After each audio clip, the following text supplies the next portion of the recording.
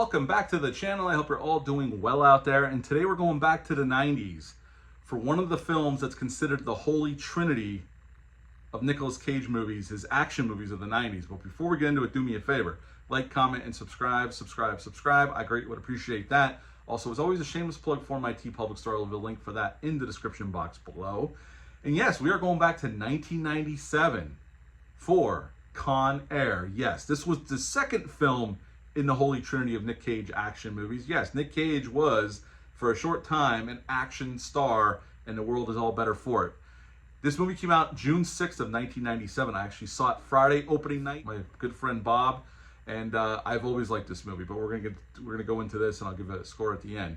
It's rated R. It's an hour and 55 minutes long. Had a budget of $75 million, and upon release that year, it made 101 in America and 224 worldwide. This was a Jerry Bruckheimer production, his first movie producing on his own without Don Simpson. This was after they dissolved their relationship, but also Don Simpson passed away around this time as well. This was directed by Simon West. In this film, we have a hell of a cast. This movie is a stacked cast of notable actors. Everywhere you look, you recognize somebody. We have Nick Cage playing Cameron Poe. He is an Army Ranger who's getting out of the military and coming home to his pregnant wife in Alabama. We got John Cusack playing Agent Larkin. He works for the U.S. Marshal Service, who runs Con Air. John Malkovich plays Cyrus the Virus Grissom. He is the leader of these prisoners who take over the plane. We got Ving Rhames as Diamond Dog. We got Dave Chappelle as Pinball. We got Steve Buscemi. We got Danny Trejo, MC Gainey, and a plethora of other recognizable actors. Everywhere you look in this movie, there's a recognizable actor. Monica Potter plays Nick Cage's wife in this film. I mean, it's a stacked cast, folks. I mean, it's a Bruckheimer production, so usually you get a stacked cast, and here is no different. And like I said, Cameron Poe is an Army Ranger. He's coming home to his pregnant wife in Alabama. He gets into a drunken, well, he's not drunk, but these three assholes jump him in the parking lot. He ends up killing one of them, although the guy was trying to stab him, and he goes to prison.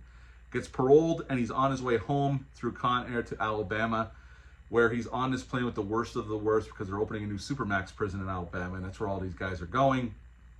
Cyrus the Virus and his gang take over the plane, and that's when shit hits the fan, and what we get is a high-octane, high-energy action film that's over the top in all the best ways with some really great performances. Everybody here looks like they're having a blast, but apparently John Cusack didn't. We'll talk about that. And some of the greatest lines of dialogue, just bullshit dialogue. It's just awesome and just a fun time. And Cameron Poe saves the day. It ends in Vegas, which you could say, there's an extra chase at the end you could say is tacked on, but it's still glorious. It makes no sense about the physics of what happens to Cyrus the Virus, but it's awesome anyway. And that is basically Con Air.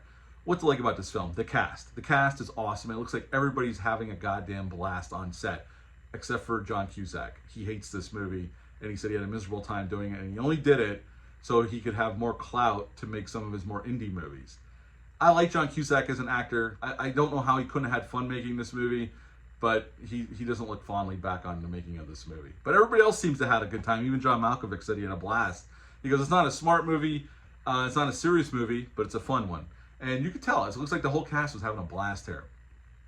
It's well shot by Simon West. And this is a Bruckheimer production. They have all the bells and whistles as you would expect. The movie looks nice, has a nice color palette. The action's fun. It's R-rated, so we get some blood and guts. It's not overly gory, but we get some fight scenes, some gun battles, explosions, as you would expect from a Jerry Bruckheimer production. And it's just a fun time. That's the word I'm going to use the most. It's a fun R-rated summer action movie. Kind of ones we don't get much anymore. I wish Bruckheimer would get back to making movies like this. I mean, I love Jerry Bruckheimer movies, but I wish we would get back to this time period where we made movies like this, and The Rock and stuff like that, and Crimson Tide. But we don't get movies like that. Those well, this was a big budget at the time. Now $75 million would be considered mid-budget. That's a crazy thing to even say out loud, but it's true. We don't get movies like this, and it's a shame because it's so much fun and it's audience-pleasing, and that's my end of rant about the state of summer blockbusters. Too much worried about superhero movies. Let's get back to stuff like this. This is what I'm in the mood for, but maybe I'm in a minority on that. Who knows? But again, a lot of fun. I've always liked this movie since I saw it that Friday night opening weekend, and I own this Blu-ray, and hopefully next year for the 30th anniversary of this film, we'll get a 4K, hopefully, because it needs one. The transfer here is good and sounds good, but I would love Arrow to get a hold of this and give us a 4K of this bad boy. So we'll see. Maybe we will. There's rumors that we're going to get a 4K of this one and Armageddon and The Rock, but I haven't seen no official word yet, just rumors. So hopefully we'll get one maybe next year for the 30th anniversary. Any downside? Yes, the ending in Vegas, the chase in Vegas, seems like it's tacked on, but it's still fun. Yeah, it gets over the top, and it's funny. This movie rides the line of being a straight movie and an over the top movie, and I think it does it pretty damn well. And it just gives you a fun, again, another fun summer blockbuster. It's not meant to be taken so seriously, and the situation is crazy as hell.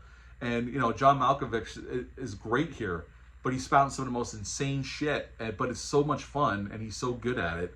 Ving Rhames is great as his number one right hand man. I mean, just fun stuff here all around. So yeah, you could nitpick this thing apart, but it's still a fun movie. So now Cameron Poe, it was offered to Stallone and Kurt Russell. They both turned it down. But when they were making The Rock with Michael Bay, Jerry Bruckheimer wanted Nick Cage for Cameron Poe.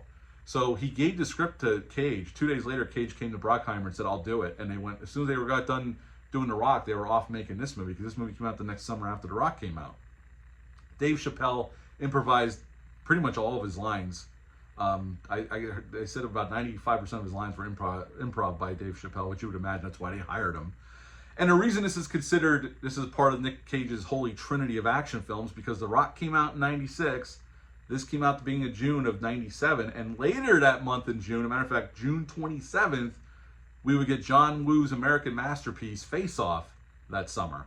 And that is considered the holy trinity of Nick Cage action movies, and it's glorious. All three movies are glorious, and they're badass. And the only one we don't have, we have a 4K for Face Off. We need a 4K for The Rock and this bad boy. Other than that, I have no more trivia on this bad boy. I really like this movie. It's a hell of a lot of fun, and it just puts a smile on my face. I like the characters, even the despicable ones. Even Steve Buscemi, he supposedly killed all these people, and I'm amused by his character. And I love how they do that fake out with the little girl at Lerner Airfield, where you think he might have killed her, and then we see her running. When the plane takes off, she's running, waving to the plane as it takes off and leaves Lerner Airfield. I love that little fake out. I didn't think they would go there, but when I first saw it, I thought maybe he did kill her. But I love that little fake out, just to, try to fool the audience a little bit. But yeah, this movie's a hell of a lot of fun, and I would give Con Air a 9 out of 10. 9 out of 10 for Con Air. What are your thoughts on this movie? Leave a comment down below. Let me know. Hit the thumbs up. Hit the subscribe button. Share this video. I greatly would appreciate that. That's it for this one, but until next time, bye.